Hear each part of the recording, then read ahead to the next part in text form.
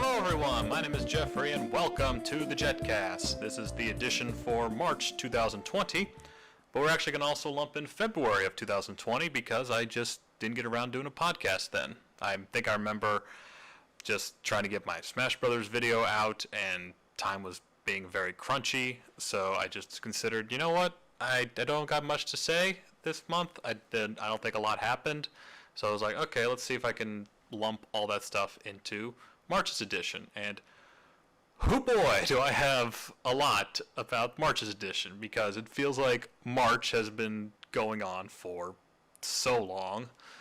I've had so many days just feel like it's really 24 hours gone by, because it feels like 48 hours has gone by. Like, it's been so long. I keep thinking Easter is like this Sunday, but it's not. We have another week till Easter. It's bonkers.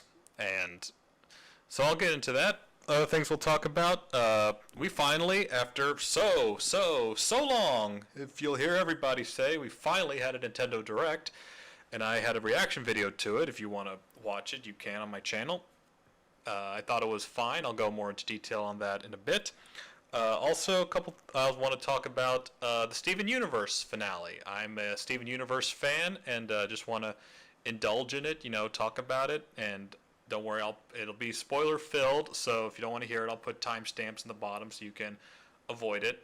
I mean, for the most part, if you've seen pictures online, because that's been like one of the worst kept secrets, you know what happened. But even if you don't care about Steven Universe, I still recommend you listening to it, because I'm kind of a wishy-washy kind of fan. Like, I like the show, but I can see why it's not as liked as it is.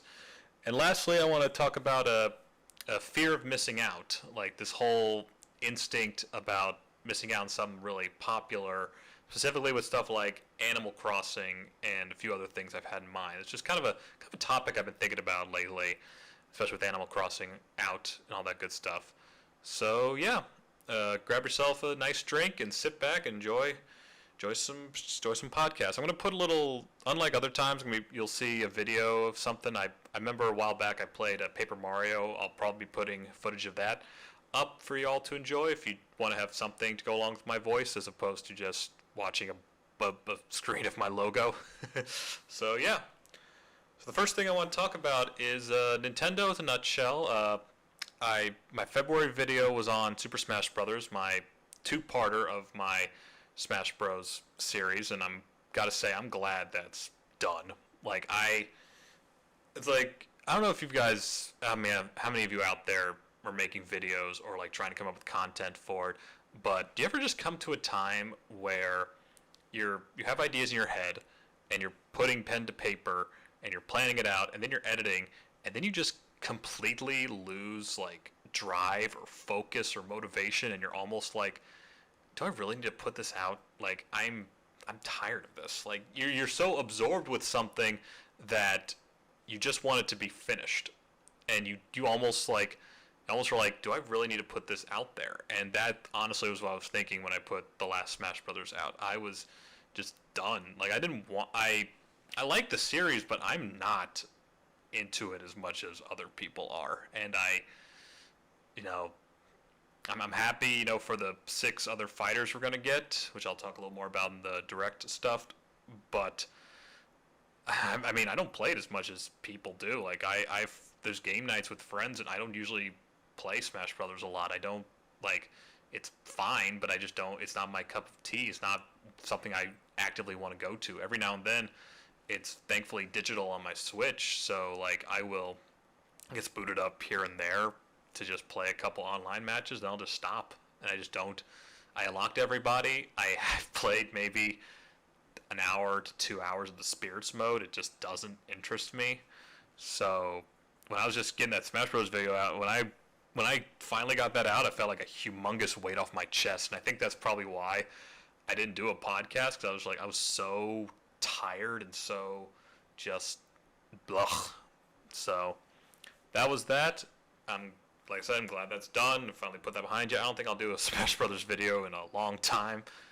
Maybe when the next direct, like, maybe I'll just limit it to reactions when a Smash Brothers character is revealed, which coincidentally segues us nicely to Nintendo's Direct. They finally, after, I'm sure people have seen on Twitter, after 120 days, after 130 days, after 5 months, after 6 months, after 180 days, after over 200 days, we finally, at long last, got our long-awaited Nintendo Direct, despite the fact that we had like 3 other Directs in between, but we don't count those. But nah, we got it. We got our big Direct, or should I say our mini Direct, because it was a Nintendo Direct Mini, and you know it's fine. It's a fine Direct, and I think the fact that it's just fine is probably riling up a lot of people that. You know, Nintendo doesn't really have a lot on the horizon beyond Animal Crossing and Xenoblade and all that good stuff, and that's fine. Like, I honestly don't have too much of an issue with what they've just shown us, and they're always working on something. They're always, like, in the oven, cooking away, and games just take a while. Like, I feel when I'm seeing all these, like, haters, or not haters, but I'm seeing a lot of people just upset that Nintendo is not putting out as much as they probably should. My mindset goes back to, you have 6 or 7 consoles in the past that now have this full library of games. So you're thinking back to the Wii, and you're looking at Super Mario Galaxy, you're looking at Super Mario Galaxy 2, you're looking at New Super Mario Bros. Wii, you're looking at Zelda Skyward Sword, you're looking at Zelda Twilight Princess, you're looking at Kirby Epic Yarn, you're looking at Mario Kart Wii, all that stuff. And you're forgetting that all of those took a long time to come out. That was the biggest goal. The biggest goal of my recent video on the delays was to show people that, you know, we had all these amazing games. We have these top 20, 25 lists of the best Nintendo 64 games, the best Super Nintendo games, but people forget that those took a long time to come out. Sometimes had these big gaps with nothing, or had third-party games that you guys just decide you don't want to play, or are just quote-unquote inferior to the Switch, and which I think that's just a dumb. I don't find that argument very compelling. Like, okay, maybe BioShock won't run as well on the PC. Maybe The Witcher 3 looks like trash compared to the PC. Maybe a Golf Story plays well on this platform. Maybe you want to play what's a game out there? Losing track of what other stuff is. Maybe you want to play Alien Isolation on the PS4. Okay, cool. That just shows that maybe you just want to go get a PS4 and play it on there, or go build yourself a PC and play on there. I have a PC, and yet I still gravitate towards my Switch because of just the efficiency of everything. My computer takes 15 minutes to load, and it's so annoying. When I was putting together my Nintendo Direct reaction, I rushed home because I still have to work. I still have to work at work. I'm one of those people who they want us to come in the office. Like, I can't work from home. So I go into office, it takes about 20 minutes to get there. I drive 20 minutes to get back. I only have an hour lunch break, and I decide, okay, let's try to fix this up. I'm waiting my butt off to get this PC to start up, and then it gives me a blue screen of death after 5 to 10 minutes of operation. So I'm like, okay, we got to do it again. I get home at 11:20. My reaction does not start until 11:47. I'm checking possibilities. I have to wait, but mostly I have to wait for it to load. So, you know, that's the thing about the Switch, is that it's just you press like 4 or 5 buttons, you wait 10 seconds, you're there. Like, heck, even me, like one of my favorite games is Splatoon 2, and even then, I'm going through a bunch of like Callie and Marie's text. I'm going through a bunch of screens, and even then, I can get into game in like 3 to 4 minutes. Boom, we're ready to go. Like, I have an idea for a video in the future where I want to like talk about things I want to improve with the eventual Splatoon 3 whenever that comes out. But even then, like, getting stuff out snappy is probably the biggest thing of why I gravitate towards the Switch, and why, you know, some of the other stuff, graphics, I don't really care much. I don't. Like, games look fine as is. Like, if a game if it hurts me to look at a game, like it doesn't look pleasing after like 30 minutes, then no. Or like looking at like 15, 20 minutes of footage, or even like 2 minutes of footage, if it's not pleasing, then I'm not going to get it. That's enough. Like BioShock looks good on an Xbox 360 when I played it, and I fully intend for the Switch to be able to run it at that. So now, am I going to get the BioShock collection? I don't know. I played BioShock 1. I never played BioShock 2. I've heard it's okay. I know BioShock Infinite is like very, very highly received, but it's hard for me. Like I said, it's even hard for me to play PC games because I just have to wait for stuff to boot up. And even then, every now and then I'll just play a game for half an hour and just be done. And I feel like that's just the type of game that it's hard for me to get enthralled in a game. Like I just beat Xenoblade Chronicles 2, which is a fantastic game, one of my top 10 games. But even sometimes I have to like kind of will myself to first play it. Like I have to like come home from work and be like, do I really want to play 3 hours tonight or something like that? And then I do, and then even sometimes I'll look at my clock and be like, no, I gotta push. I have to push on. Like that's the idea. Like the want and desire to play a game is sadly mostly like evaporate inside of me, which I don't like. I want to be able to get enthralled in a game. I want to have it kickstart me in, but it's harder for me these days. I'm trying to play through a Tales of Vesperia right now, and like I played half an hour and then I was just done for the time, and I don't like that. I want to like get in the world, and I kind of wish the game could just give me, here's what happened in the first 5 hours in like 5 minutes. Like here is the story. Like the games love to give you a prologue of like, here's how everything gets established. Like we're establishing the setting, we're establishing the mood, but then you have to go another 4 to 5 hours before actually the problem happens, when the crap hits the fan. And I just kind of wish that in that setting and abilities, you also could just thrust us 4 hours into the game. We know all the abilities. We have a good amount of upgrades. You know, we're already level 7 or something like that. Like, why do we have to, like, we always have to start level 1 or whatever and kind of work our way up. And it's like, I'd rather we just have a kind of push to get into the game as opposed to starting bare minimum and working our way up, because I'd rather have that kind of little seeds to get us up and then continue on. But no, we have to just start from square one and work our way up, and that can just be tough to accelerate ourselves. But anyway, I'm getting off track. The Nintendo Direct had some good stuff. Like I said, the biggest highlights for me were the 2K game bundles, like seeing BioShock, seeing Borderlands. The biggest thing that jumped out was XCOM. I have not played. I think I played a little bit of XCOM Enemy Unknown, but again, it was like during those times where I just like and it's one of those periods where just like I would play a game for an hour and stop. And I think I still own Enemy Unknown on my Steam account, but my Steam account, I feel like I have to dust off the Steam account whenever I visit it again, because I don't see it that much, and I have games on there that I need to go through. But that's my issue. But XCOM 2, I'd be interested to see maybe going that route. Seeing the Star Wars games is really cool, although I've been hearing that the Jedi Academy games lets you play with PC players, which is just like saying, oh, okay, you're never gonna win in that scenario, so it's too bad, so sad. So that's a kind of a shame. But you know, we'll see. Maybe they'll patch it in like a week, and maybe I'll go get the game. What was it? The Pokemon DLC. That's cool. You know, I'm glad they gave us a little more info on that. Super Smash Brothers, seeing an ARMS character was, I could see that coming. It'll be interested to see who they pick. I feel like you have 4 people who you could feasibly pick from that lineup to where you would not get reactions of who or WTF. It's Springman, it's Ribbon Girl, it's Twintel, and it's Min Min.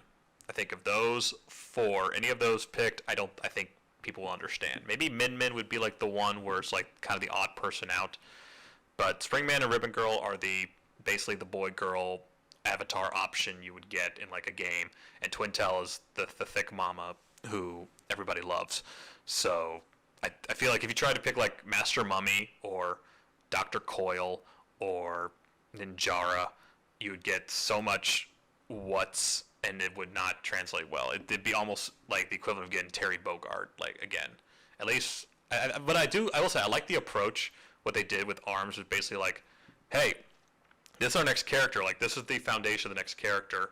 You'll see it soon. And then, again, I think ARMS probably is on the same level as what Dragon Quest XI-S was for when it was revealed for the Switch. When Hero was announced, that they'll pair it with somebody else in June during their quote-unquote E3 Direct. That they will be able to, get people excited for Twintel or Springman, and then subsequently have them excited for the next big bombshell that they'll drop. Hopefully, we can only hope.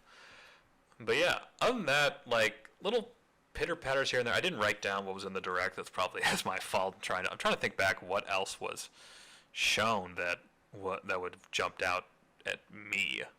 But nothing is really coming to mind, which I guess explains why it was not the biggest bombshell. I mean, we got Xenoblade. Like I said, we have a date for that, but I played Xenoblade 1, and I don't think the epilogue story really is gonna give me back to the game. So, but I'm happy for the people who have Xenoblade 1, or who get the remake of Xenoblade 1, because oh my gosh, that game is like night and day to see. Like, I play the original on Wii, and just seeing the up-resing is phenomenal. Just like, how did I play this? This looks like the type of game I would have put down after an hour, because it just was like, my eyes was just like, what is my looking at? But no, this looks fantastic. I'm glad for those people. I'm glad to get an epilogue, all that good stuff. But yeah, and like I said, the Direct just didn't have a lot. But again, I've got games in my backlog to look at, and who knows about Animal Crossing, stuff like that. And like, I'll talk about that in a bit. But I think the biggest thing I just want to hone in on again is the reactions from people that I've been seeing, where it's just like this whole, like, there's two big ones I've been looking at, and they both kind of make me angry. It's, well, what did you expect? With what we're going through right now with this virus, and then it's, wow, they really did not deliver like much, and we waited 202 days for this or something like that.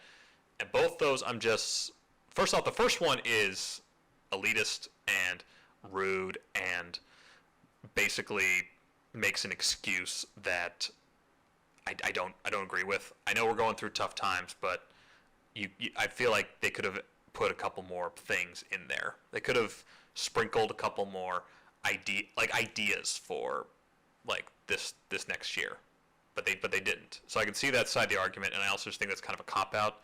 Like, yeah, we are going through a tough time.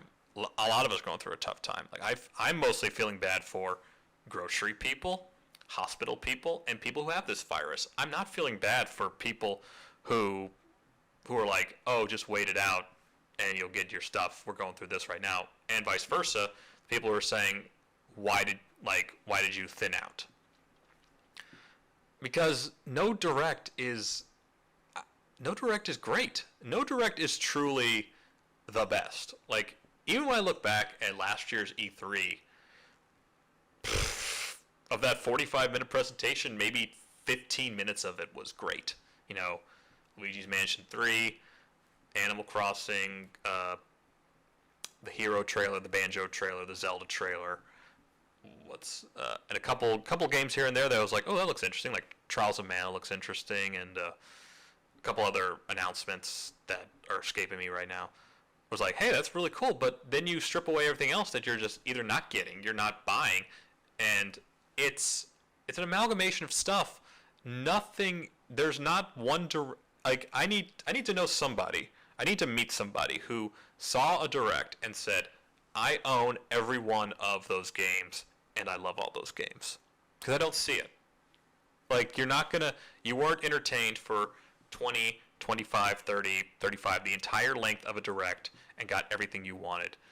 And that's just it. Like, I don't know. Like, I do kind of wish Nintendo made more directs, like if they were more bi-monthly or something like that, because I feel as though I was joking, like saying that maybe Nintendo should just forego direct, so they just say, hey, like they're masters at making bizarre decisions, and then we just accept it, and we grovel or we shake our heads or whatnot. But then after like 3 days, we're like, okay, yeah, I guess, and we'll live with it, something like that.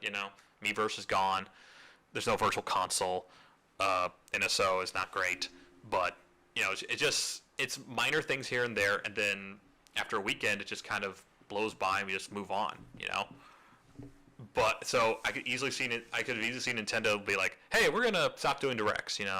We want to announce stuff on our own time. Thank you. We'll see you at E3, kind of thing.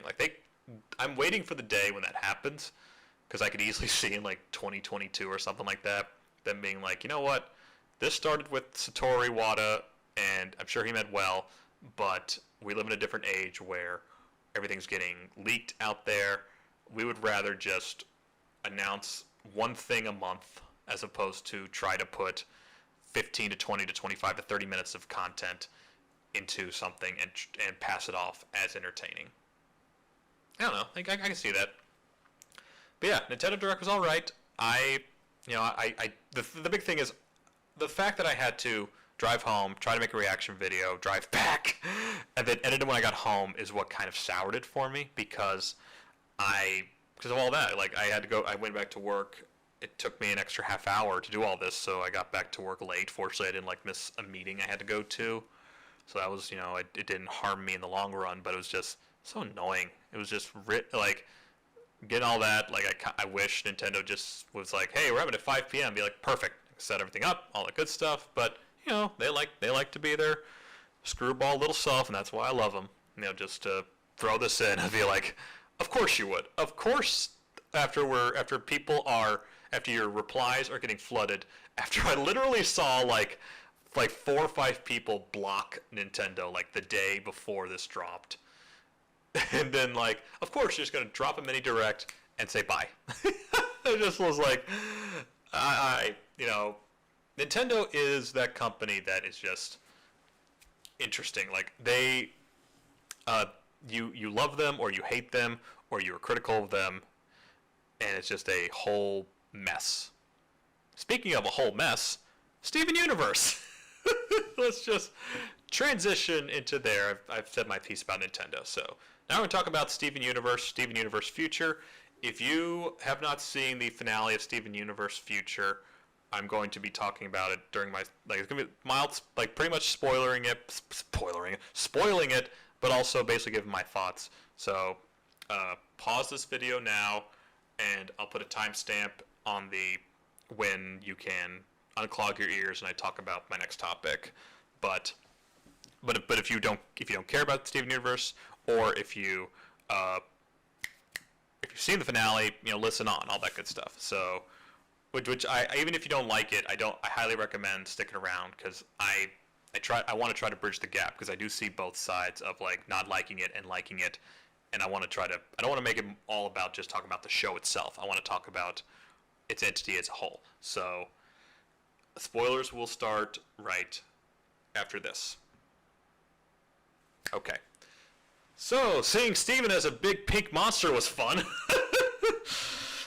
So, the finale of Steven Universe happened, and I was all ready to have fun, or to have a good time. I'm glad that I saw it live, because one of the tough parts about being a fan of Steven Universe is if you don't see it live, you then have to try to find it on YouTube, or you have to kind of find it on a different source than YouTube, because people will instinctively put the biggest event in the thumbnail, and then you are just screwed.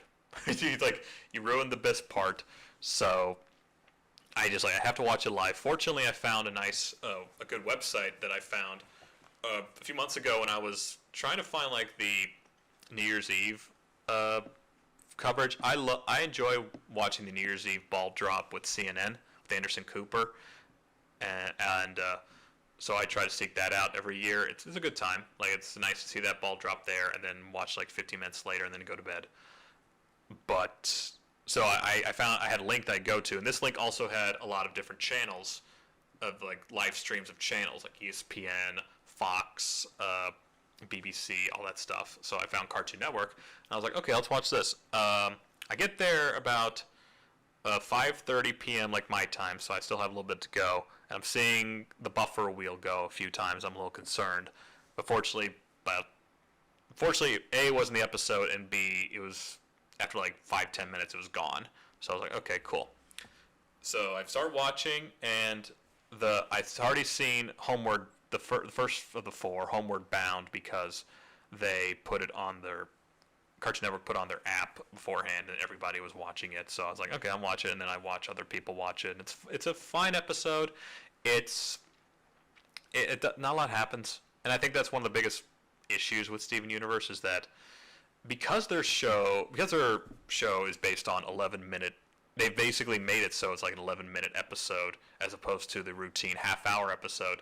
You expect a lot to happen in the 11 minutes, and easily 4 to 5 of the episodes in Steven Universe Future, and then the original Steven Universe animated cartoon, you could say, I think it's like 150 episodes maybe, and you could easily say maybe 60 of them don't progress it or don't add much. And there's a part of me that is frustrated because I feel like the story should move forward. I feel like when you don't progress it, you can get a lot of heat, and you're just like, well, you got to watch everything to get the full story. It's like, no, you don't. Like, you can skip a thing here and there, and like you can move on, and they don't really tell you about it. But at the same time, I think that some episodes build characters. I think some it's kind of like what I talked about with video games, is that a lot of them set the scene, and sometimes you do need episodes like that. Like I said, I prefer stuff where it's like it was moving forward, but sometimes you do need a breather episode to like set the scene. I think the issue was when you have 20 episodes, especially when you're on your final 4, and the first one kind of doesn't. It kind of just it's mostly a set scener for the finale, and I'm glad they put it on the app because they started with that, and it painted not the best picture. I think it would have colored people's expectations, like, oh no, we're in for a slog of a finale. But then it started to pick up after Homeward Bound, which was okay. We then got Everything's Fine, and I was okay with the episode, but I saw a lot of people like love the episode, and I think what the last 90 seconds of that episode did with the intervention was what people will gravitate to and what people will say makes that episode amazing. Because all this, but for me, all this time I'm just thinking, okay, we know we're leading up to this. Like, I concluded that episode is basically like, hey, everybody, this is the last time you're going to see most of these characters. Last time you're going to see Pink Pearl. This is the last time you're going to see Larimar. This is the last time you're going to see the two little beetles in the house. Like, Steven Universe fans and fans of lots of other shows love those extra side characters and want to know what's happening to them. And so there's like, okay, here you go. This is what we're doing, because the final 2 episodes are going to be about Steven, like it or not. So, I mean, the show is called Steven Universe, so that's basically what it is. Like, basically, hey, like, I already got that his powers were, like, out of control when he's fighting Jasper, or even when he's seeing, dang, I'm blanking on her name. Spinel, that's the word. Even like, I know his powers are out of control, all that good stuff. Like, get to it. Get to that big thing everybody's speculating on, and then the intervention scene is fantastic, and then the best thing was when the frickin' beast jumps out of his back, and then the hardest cut I have ever seen in a show, just cut, and then it just like goes to commercial. I was laughing my butt off hearing that, and then I'm kind of shocked, and then 3 seconds later, I'm like, that's really where you cut that episode? Are you insane? And then I'm just like, the next 30 to seconds to a minute, I'm just bawled in laughter, just like, they seriously did that. They seriously thought that I guess, like, save animation, because seeing a big monster and having him form like a Sailor Moon transformation or whatever would have been freaking difficult, and I don't blame him. But to just, the hardest damn cut I've ever seen, to just like, cut, hey, Frosted Flakes are more than good, they're great, is like, woof.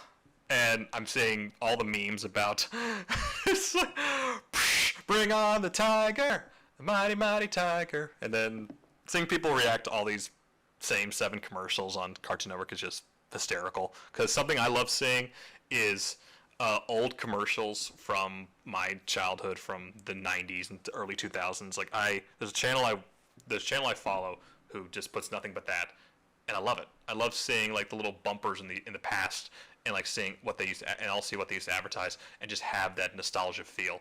And this was like, you see a couple of them, like, oh yeah, I've seen that before. It was just funny.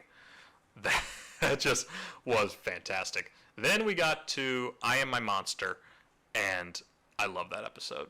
That is, I've seen people make lists, and they put that as maybe like number 4, or maybe not even the top 5. That's like my number 1. Like, I loved everything. Like, the one thing that I didn't like was the middle part where like all the diamonds are crying. It's like, oh, it's all my fault, and White Diamond just playing up the camera, like chewing all the damn scenery to be like, oh, woe is me, this is my fault. Things like, okay, shut up. And then Connie's speech, I was like giving a standing frickin' ovation. I loved that speech. I loved how she just shut everybody up and got Garnet on her feet, and just the whole execution, the whole hug, just everything just worked. I loved it. You can hate the show, I don't care, and even I have my problems with it. That episode just sold me. Just was so damn well put together, and I'm super just glad it went out on that note, because of course everyone's going to speculate, like, well, people love to just say, oh, the terrible finale, or they say it was a meh finale, or the best finale, which I don't like that. Like, if the finale did its job and made closure, it did its job. That's all you need. Stop saying, oh, this is better than this finale, or this is worse than this finale. Who the hell cares? If it did the job, it did the job. That's all that matters. It's why, like, when I go car shopping, I don't freaking care about a lot of the stuff. Like, the biggest thing I care about is, like, does it look okay? Like, I don't like a yellow car, and, like, does it get good gas mileage? Great. That's all I need. But people are so damn specific. There you go. Don't care. That episode was fantastic. And then we finally get to the epilogue. The final, or the epilogue. The final episode, the future. And, I mean, like, people could say that the I Am My Monster was rushed, because, you basically, you introduce this huge being, and you solve him in one episode. And I've talked with this on a video. I commented, it's like, I think the biggest problem with Steven Universe, again, is they try to pack so much in one episode that it always feels rushed, because 11 minutes can go by so fast, and you're like, well, things can happen. But to me, I equate it to what happened. I equate it to Connie and Steven's kiss, where it's short, sweet, to the point. They don't drag on it, because I've seen way too many movies and a lot of shows that can easily drag out or make a finale or even an episode seem longer than it needs to be.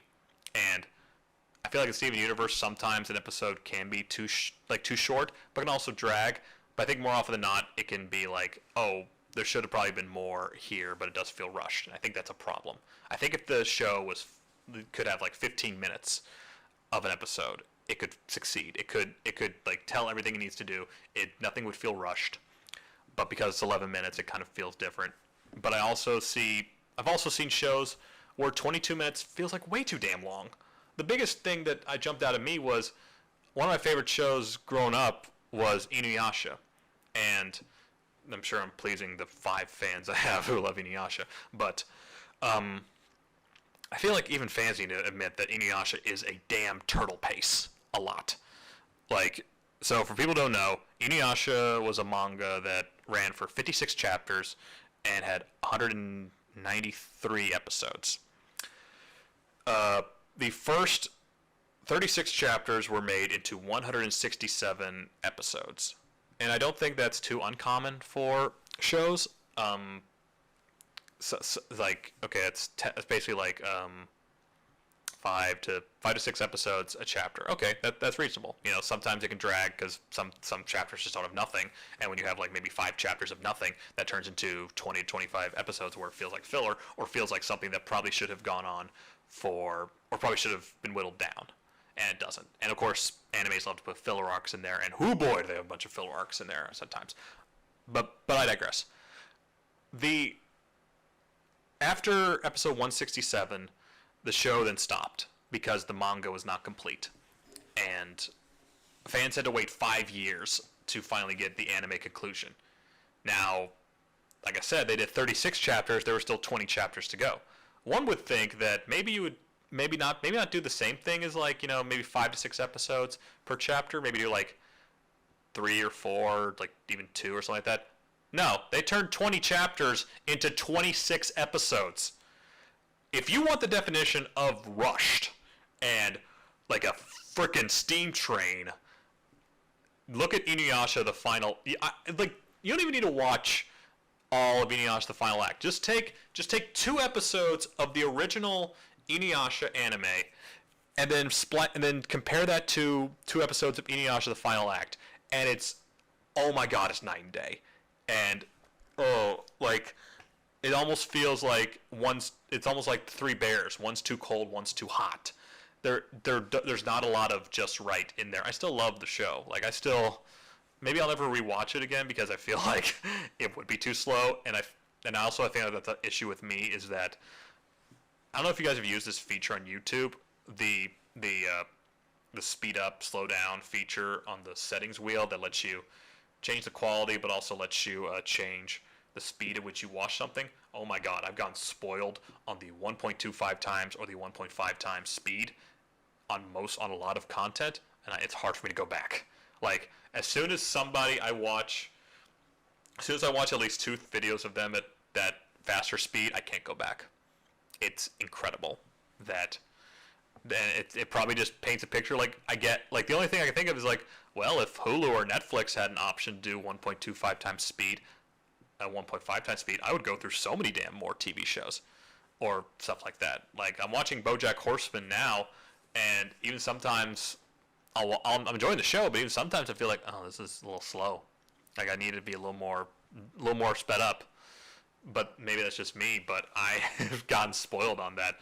So that's why I wouldn't watch Inuyasha. But anyway, going back to Steven Universe. I think that's just the issue, is that the episodes will always kind of feel a little bit rushed because you have to kind of fit everything in 11 minutes. Even that, what was it? The Future. The Future is a good send-off. The episode kind of leaves a lot because 4 of the minutes is spent trying to comfort Garnet, Amethyst, and Pearl and be like, hey, why are you not being nice? Or why aren't you, like, sad that he's gone? And of course, like, you can maybe sniff it out a mile away that, like, oh, they're just trying to be strong for him. And then, of course, they cry at the end, and it's wonderful. And heck, I choked up towards the end, and it's beautiful and all that stuff. But it's a good send-off, and the whole shebang was worth it for the ride, and I'm super glad that I got into the show. And I think but I do see a lot of people who can find issues and complaints with the show. The animation can be all over the place. The themes sometimes contradict themselves. It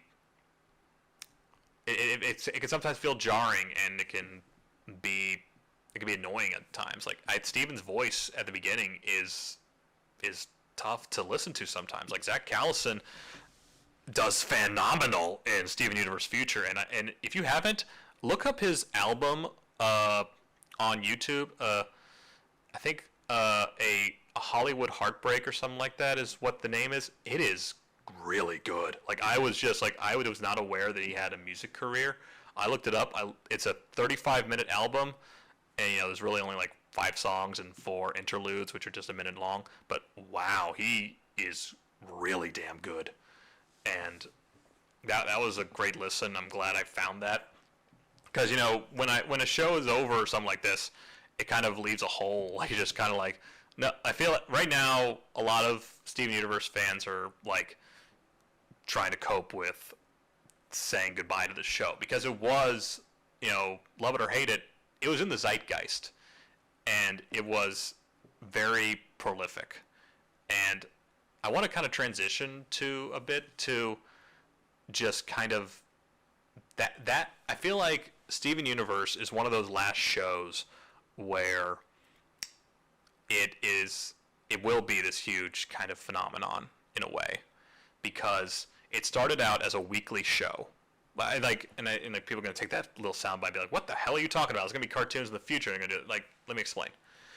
The first season and a half or something was weekly. It was a weekly show. It was on Cartoon Network. It would air like every Thursday. But I didn't watch the show. I didn't watch the show at that point, so I can't preach everything. But it followed the format of television, where it was like, okay, you premiere an episode once a week, something like that. And then you see the next one the next week, something like that. And then it transitioned to what streaming services do, which is just, let's dump a bunch of episodes and say bye.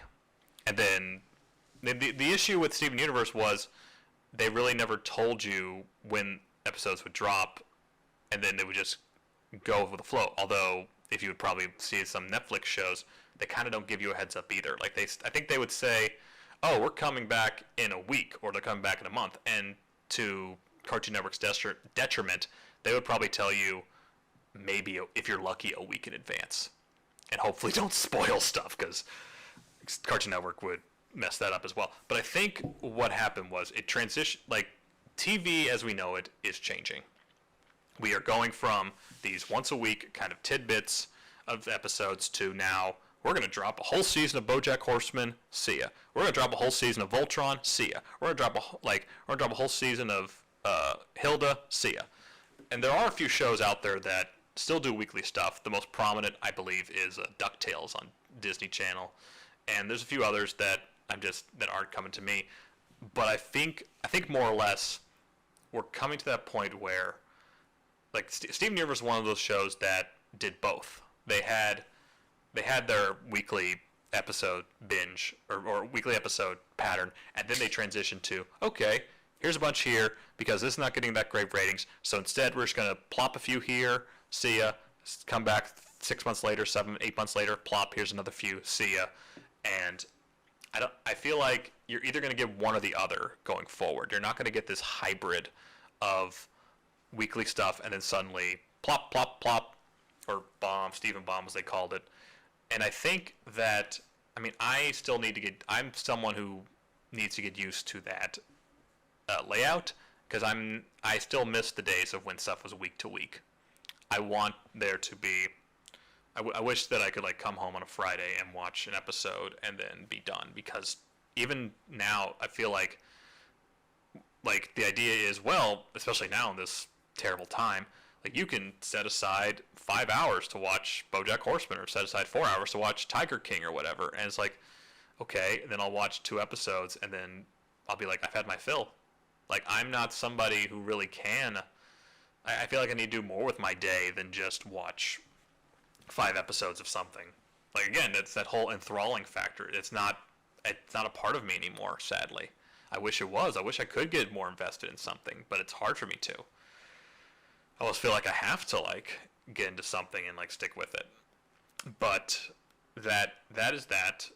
And I think the last thing I'll say about Steven Universe is that the show's gone, and I'm sad it's gone, but I think I'm more bummed that that's the last show from Cartoon Network that stuck with me. I'm 28. Cartoon Network will be 28 in October, and then we're only 2 days. We share the same year for 2 days. Then I turn the next year. So I've had Cartoon Network all my life, and there's always been something to keep me watching.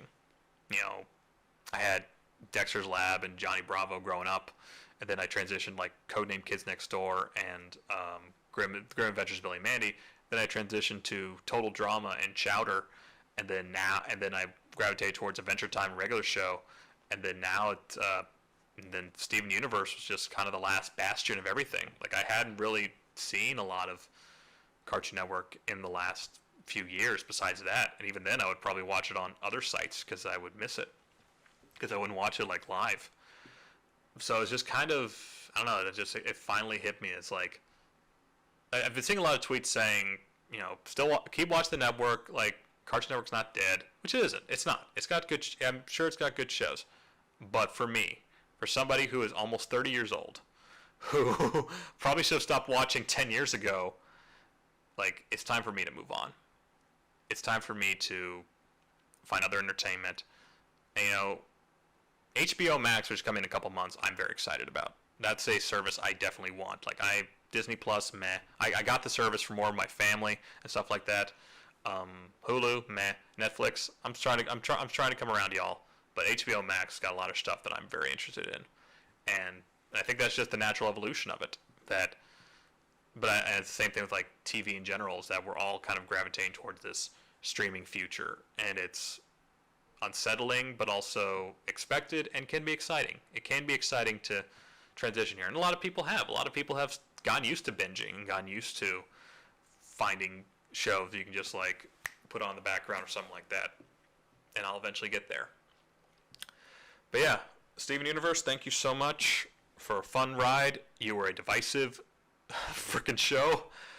I still enjoyed you.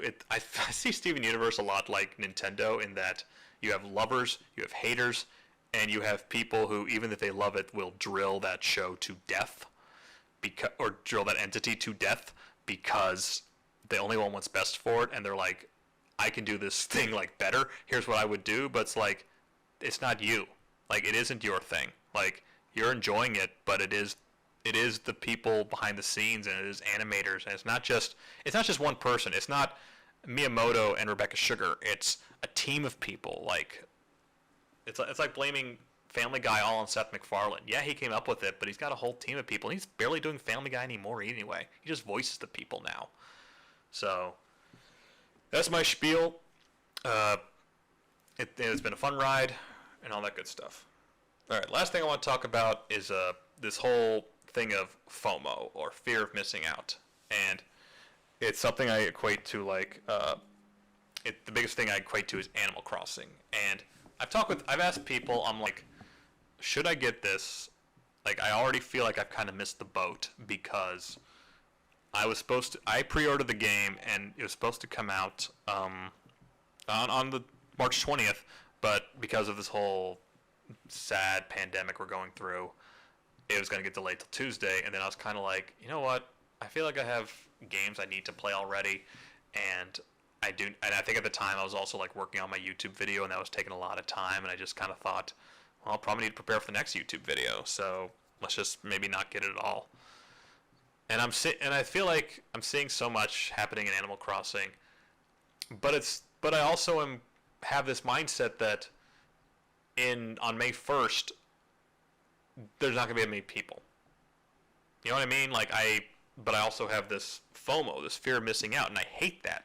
I wish that there was, it's the same thing with kind of, I kind of wish that there was a way to experience it. I wish there wasn't the stigma of missing out something, that there was always going to be like this effervescent thing that's going to keep you going. But okay, I'm going to kind of warp back around to streaming for a second. I find it interesting how we live in a day where people or entities are just going to like drop a season just for like a day or two's traffic and topics and stuff, because I feel like this is the best time to have a weekly show, to have talking points week in and week out, and instead you're choosing to have just plop the show bye-bye kind of attitude and just get 2 days of traffic. Because one of the things that I've also seen going back to animation is one of the things that I think Steven Universe will be remembered as is a divisive show. And I feel like when you get these newer shows that are just dropping stuff, you either get this attitude of, oh, this is amazing, like DuckTales, or, oh, this is terrible, or not for me, like Big Mouth on Netflix. And the idea to have this show that is kind of more, well, people love it or hate it, I think is a lot more fascinating, because if a show is like universally loved, I think it almost becomes like boring. I think it almost becomes like a pressure to be on their level, or it's like, oh, you're missing out on this. Like, oh my gosh, like DuckTales is so good, or Bad Mouth is so bad, or Big Mouth is so bad, or something like that. And you automatically get this idea like, oh, I've already known what I'm going to do with this show. That's it. Like the waning of opinions, or the even discovering something. Like, that's the thing with Steven Universe. I didn't discover the show till like late in the second season, and I almost feel like that's gone now, because once a show comes out, it's either very loved or very disliked, and then it keeps its fans, and you don't get the chance to really grow with the show. And and another thing is reaction channels. Like, reaction channels weren't that big in 2014, 2015, because you really can't find people reacting to Steven Universe in season 1 at all. Like, season 2, it starts to pick up, and that's where I found some people to really gravitate towards the show. But these days, people are starting to get ahead of the curve. Like, oh, you have to watch this new anime, or you have to watch this new show, because everybody is, and you'll miss out. But then if you see it and it's not for you, and then it's kind of done, why would you kind of go back to it? Like, I know I'm kind of all over the place, but I don't like this like idea of missing out something. I wish that that's why I wish there was kind of this whole week by week episode thing where you could kind of gradually, you could come into a show like I did, maybe miss 20 episodes or something, but still get the gist of it, and still like really like it, and like make an opinion then. But because we're so fixated on these drops of stuff, and then whether it's beloved or hated, it's automatically pigeonholed there. And I feel like, yes, maybe another season could, maybe oh, season 1's great, season 2 starts to take some not so great tufts, and then season 3 like maybe drops off a cliff. But that's the thing, is you're seeing it all unfolded once. Like, you don't see it like piecemeal. Like, you're just like, oh, well, here we go, season 3, episode 2, here we go. See, episode 3, let's go. Episode 4, episode 5, episode 6. It's all there.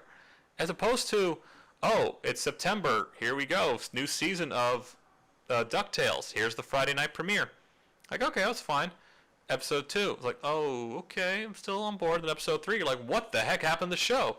I feel like I don't see that a lot. And I think that's so weird how we've transitioned to like Twitter being this like talking box of celebrating stuff, but then we have just seasons that are just dropped in a day. By the weekend, we forgot about it. Like, right now, everybody's talking about Tiger King. And it's like, that's that thing. It's like, oh, you got to watch the show now, because by May 5th, but like April 15th even, it could probably be forgotten. Like, I hate that. I really wish that there was a better way of like coping with it, and I wish the same thing for Animal Crossing. I know some people have told me that, oh, there's going to be people playing all the time, stuff like that.